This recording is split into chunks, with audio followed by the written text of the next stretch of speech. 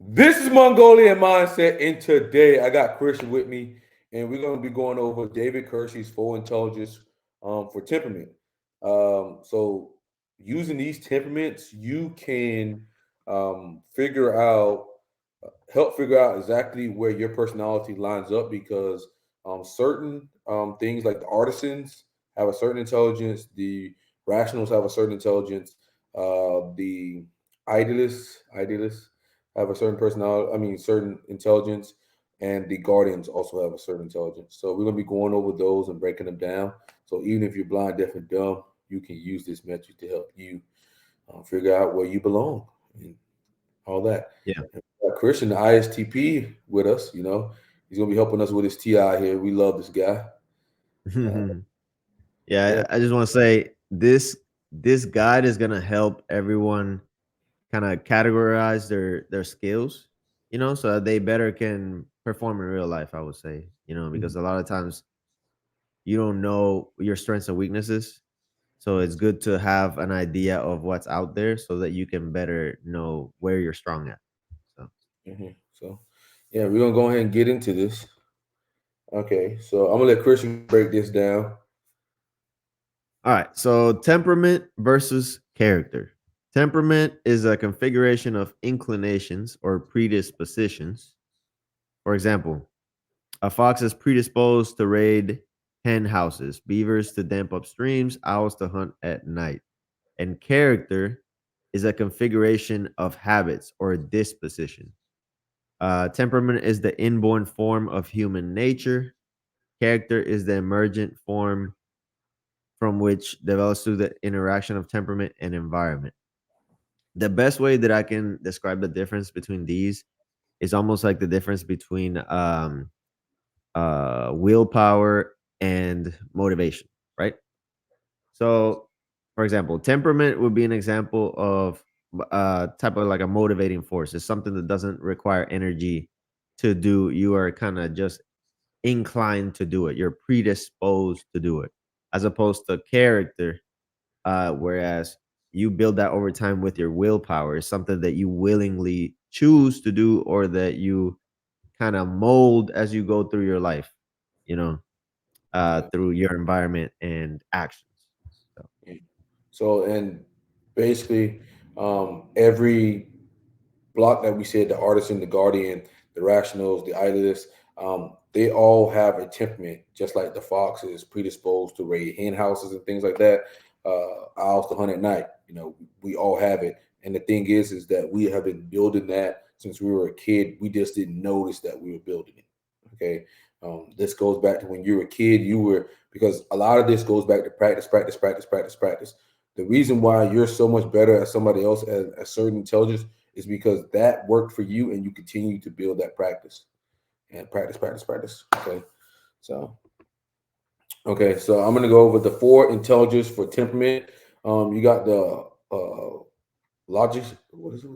logistical. Logistical. Reading his shit so small. We got the logistical. So that's going to be your guardians. That's going to be your SJs. So they build a self image based on reliability, service, and respectability. Okay, that's going to be ESTJs, ISTJs, ESFJs, and ISFJs.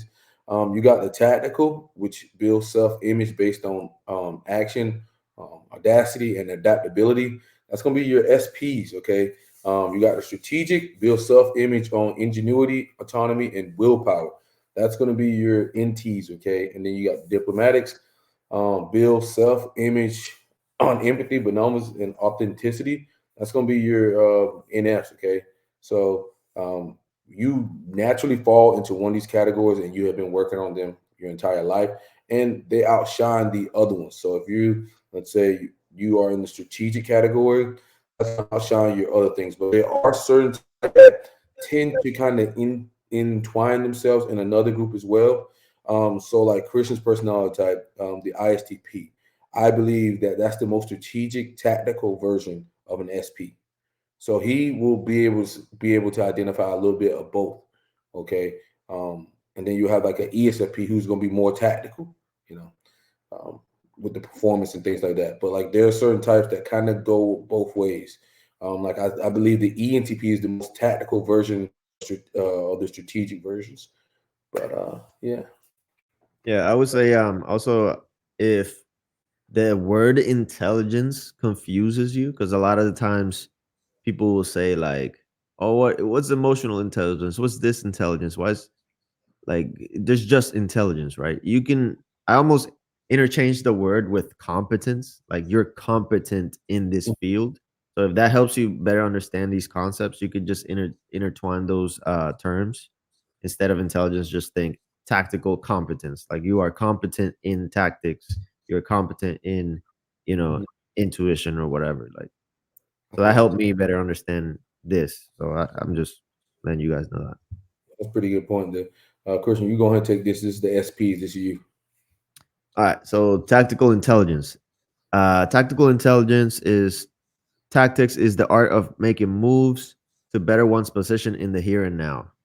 Artisans, SP types, are always scanning for opportunities, looking for the best angle of approach, and so are able to come up with that particular action which at the moment gives them the greatest advantage and brings success. Keen perception makes them the natural scroungers or foragers among the four temperaments, able to locate any and available resources, then proceeds to turn them into profit. The tactical four tactical types: the promoter, the ESTP, the crafter, the ISTP, performer is the ESFP, and composer is ISFP. So So the best way I could describe tactics is essentially like if let's say you have a certain plan of where you're gonna go, right? But for whatever reason, that plan doesn't work out, right? Or something comes along that you weren't expecting, and now you have to change course. Like tactics would be in the moment. As soon as that plan goes awry, you are finding ways to move around the problem in order to get to the goal that you wanted to originally acquire, right? So that's why it says making moves to better one's position in the here and now. So like when an unknown variable comes along, you're able to move your pieces to take care of the problem. You know, yeah. that's what If I I would could say. use a little short sentence for that, it would be improvise, overcome, and adapt. Okay, that's what this is the heart of. This is what Christian's really good at, and it shows up a lot because a lot of times, like I'll set up a plan. I'm usually the planner of us, right? I'll come up with a plan. Christian ones is like adapts, and you will always I always have a problem when I have to adapt in the moment. I always well, we generally call it a blunder.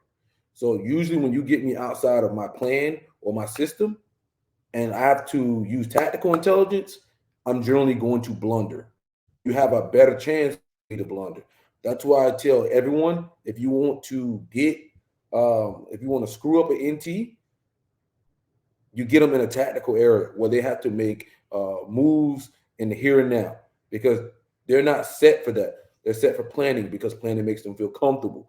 When they plan out everything, they know what's gonna happen and they know what will happen and they're ready for everything. But when it's like, oh shit, I gotta change this up here and there, it blows us up.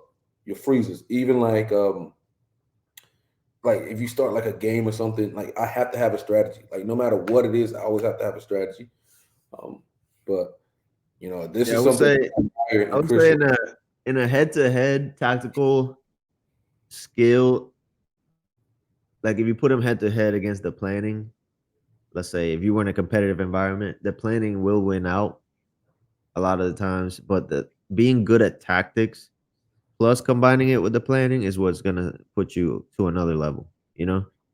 Because a lot of times if you rely on tactics, you don't use the established best moves that are available to you, you know? Whereas let's say like if you planned it, then you would search out the best strategies that people have built up and use those instead.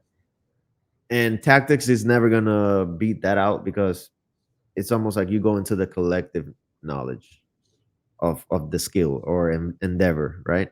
But tactical competence will set you apart when you combine the two, is what I would say. Like if you could get good at tactics and then you combine it with, let's say, the meta knowledge for that skill, then that's you're on another level. Mhm. Well, a lot of times, like I will say, if you want to, if you know what somebody's expertise is, then you bring them into your field. Okay. So, like, let's say if I was to combat Christian, right? I'm a planner, he's tactical. I'm a plan out any and everything that could go wrong in that environment because then he can't use his tactical intelligence and he's going to lose to me because he's not naturally going to plan like I will plan. But if he gets me in a tactical area, then I'm dead every time, you know? So that's kind of like how you got to see it. Like if you know somebody has a certain competence, whatever, you kind of want to get them to force them into your competence. Okay. And that's going to help you win pretty much every time.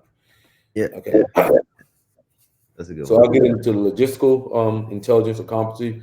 Logistical logistics, SJ types is all about the right personnel having the right supplies in the right place at the right time to get the job done right. These are the people that, like, if you have a job, they're the one ordering like supplies and things of that nature. These are the bookkeepers, things of that nature. Like the job that I don't want at all. You know, that's very stressful. To me, it's very stressful because you got to put everything in the right place, ordering all the supplies. It's very tedious and boring, but this type is very good at that. Okay, the middle management to a degree. Logistics is the procurement, distribution, service, and replacement of goods, vital to any business, household, or army. Okay, these people are going to be basically making sure that they maintain what is already there. These are the maintainers. Okay, so they like society exists and they help maintain that. That's what intelligence is all about. Mhm.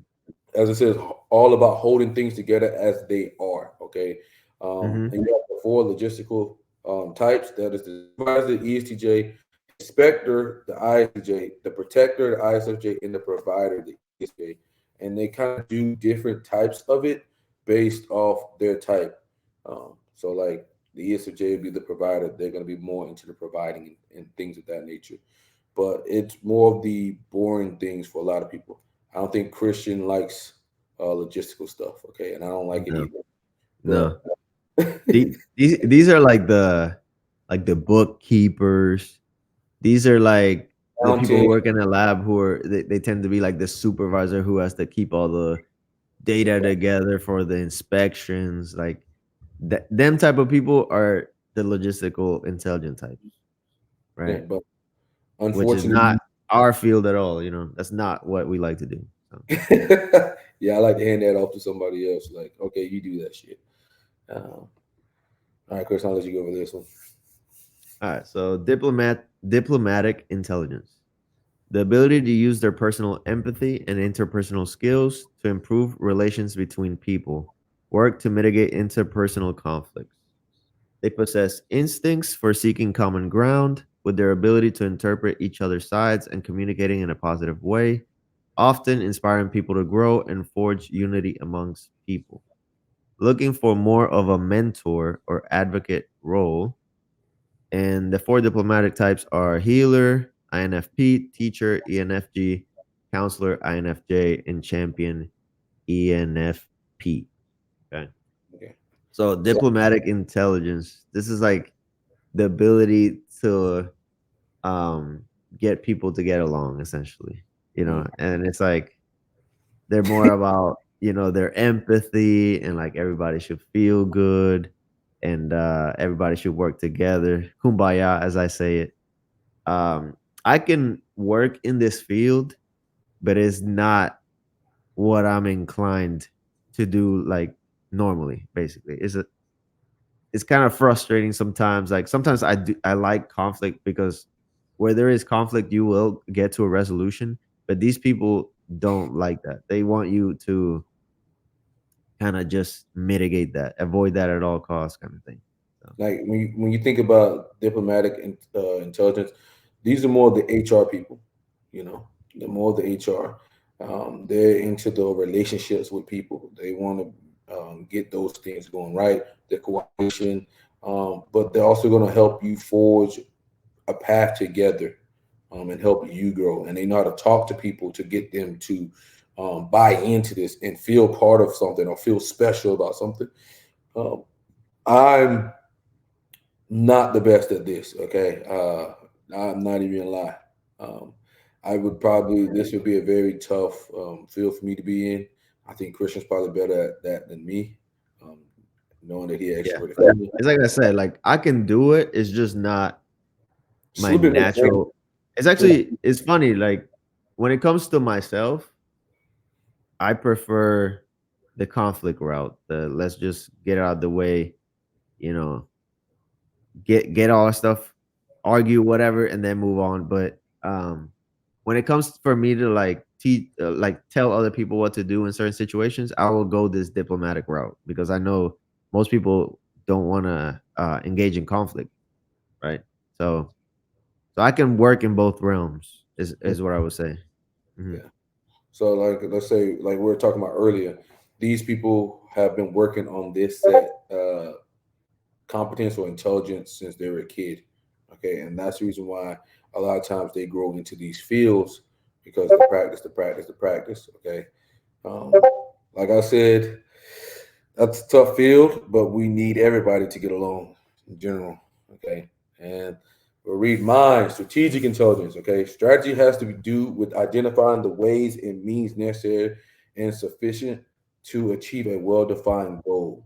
Planning and anticipation are the main focus. So, like I said, we don't really like to be caught not prepared. Okay, that's the reason why we go very hard into the planning and the anticipation. Okay, they could do this, they could do this, they could do this, they could do this. These are going to be your chess players. Okay, the people who naturally play chess or come up with a strategy. Like I've talked about in another video when me and Christian play like a fighting game. I force him to into my strategy. Okay, but he caught on to that now, and he found a way to just mix things up and become more tactical, and then he gets a lot more wins that way. And it frustrates me because now I have to improvise, and I haven't seen this before. I haven't seen this before. I ain't playing for this. So, but naturally, over time, as he continues to play, then I continue to evolve my strategy to encompass uh, that tactical strategy that he's using there. Um, so naturally rational set to increase effectiveness and efficiency of a system. Like I was saying, like we generally like to throw a system in place. Like you throw a system in place, and we like to make that more efficient over time, streamlining it, making it better and better and more effective, get more out of it. The bad side of this is a lot of times I've learned in my life is in different things. When somebody learns your system, you're in trouble. So, like, let's say, for instance, if I play chess, right?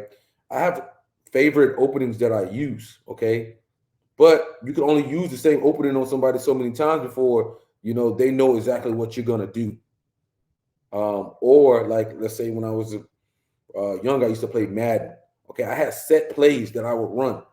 I built the system. But if you didn't play it against those set plays the whole game, I go to play you again. You know exactly where I'm going. So that's the downsides of this a lot of times because you get too into your systems. Okay. Um, and like I said, improvising ain't the best for us. So you can take a loss here and there as you go. But like I would recommend anybody who has strategic intelligence is to force themselves to be a little bit more tactical because that's going to improve your ability to get it done. Okay, because like Christian said, you kind of want to blend both of them. Okay, Yeah, yeah, yeah. like Napoleon, entj, he was able to blend both of them, and he just fucking fucked the shit out of the whole world. Okay, um, so the four strategics are the field marshal, the mastermind, the architect, and the inventor. So, like I said, um, these people really deal with systems here, very with systems. Like even for myself, I could talk about when I was a kid and I wanted to talk to a girl. The first thing that came to my mind was writing a script. Like the first thing Hmm. was write a script. Okay, That's that funny. shows you just like how like planning and things like that. But then I would get on the phone and then I'd run out of my script, right? and now it's time to improvise, overcoming the. And what I would do, I would get off the phone because I can't do that. You see what I'm saying? So even as a kid, Really? I yeah, didn't know that. yeah. That's funny. That's funny, Yeah, man. everything, bro. Nothing is ever a surprise. Everything's always scripted. That's why it's hard to get me to like do different things a lot of times. I like to be in my systems. Um, so yeah, like the first thing I would always do is write down my plan. Like, okay, this is what I'm gonna say, this is what I'm gonna say, this is what I'm gonna say, this is what I'm gonna say, this is what I'm gonna say. Run out of shit A because I'm script. That's crazy, man. because I'm so direct and I run out of my script within like 4 or 5 minutes. I done wrote 2 pages, but then my 2 pages was up in like 4 or 5 minutes because you're so The thing direct. is, like, talking to girls is a tactical endeavor. It Yeah, always is. it really is. But it's like we said, like, if you blend the 2 together, like, Hmm. okay, talking to girls is super tactical, that is true. Very But tactical. You don't know if how to. you have a 10 to 20%, okay, she says this, I might say this, and you add that in, it puts you on another level. Then it like, all right, cool. Like now I was here, now I'm here, you know. Yeah, Because it's good to blend the two. It's like always the best, you know. You can't just be one-sided. so like Yeah. Christian talks about this. Like I'll always think of like one liners to say, right? And I'll just write down those one liners, and then I will use that one liner, okay? And then like slowly over time, I'll build more and more one liners, and then I'll overall build a system. So then I can throw my system out and always comfortable. You can't get me in the moment. You can't get me in the moment because I built the system. So oh, I know to say here, I know to say here, I know to say here, and I talk about that, in a lot of the stuff. If you ever ask me, I do have a system for women. You bet your ass on that. Okay, so the reference, as usual, is from David Kersey. Please understand me too. Highly recommend you pick up that book. Um, but yeah, Chris, you got anything else you want to say? No, I think that was a great guide. I would say try to get some skills for all, but what we're saying is like you probably have one dominant one and just try to identify that one because it's good to know so that you can decide to say, okay, I've built this up over my lifetime. Let me go build some other stuff now Mm-hmm. so that I Mm-hmm. can set myself apart from everybody else. Because a lot of the times people just go through their whole life just relying on that one thing, you know, and then that's just going to keep you at the same level. You'll never surpass that until you say, you know what? Okay, I'm great at this, but like this is maxed out. Like it's level 100, you know, like let me go level up that other one that's like level 10, you know, and maybe prop it up to level 20 and see what happens, you know. Yeah, So that's what I would say.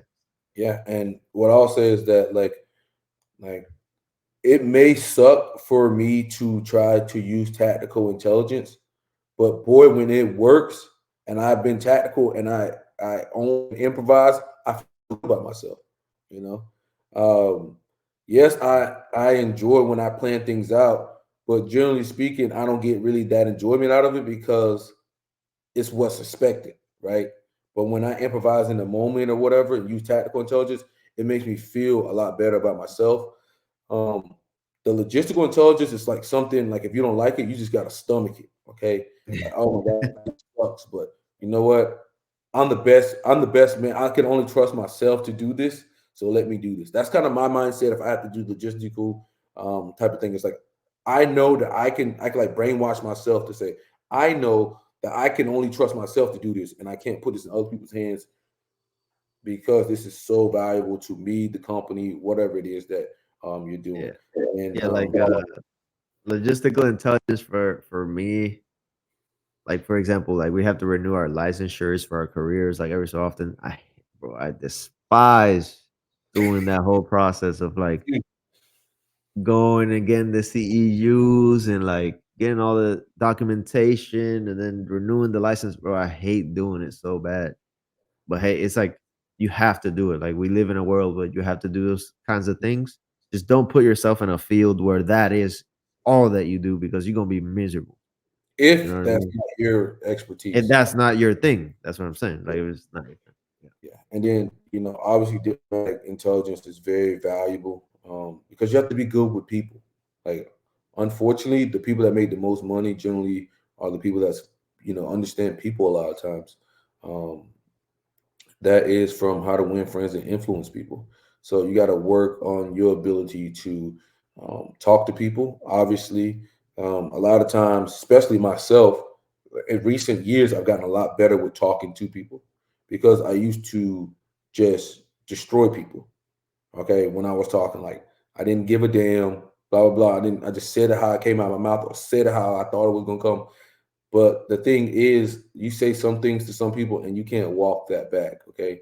But learning to lean on diplomatic intelligence, you can say the right things um, and get the things that you want and have things move forward in the way that it should. Okay. And And you can avoid a lot of and conflict. you make the other party happier as well because I mean, people don't. It's like I said, people don't like conflict. Like, there's certain types of people that will appreciate directness and conflict and resolution right away. There's others where you have to kind of flower it up a little bit, and that diplomatic intelligence will help you keep them happy and keep yourself going in the right direction. You know. Mhm.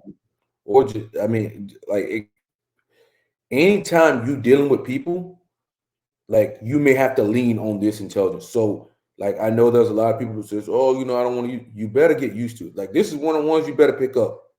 Out of the top, I would probably may rank this one pretty high up there, man.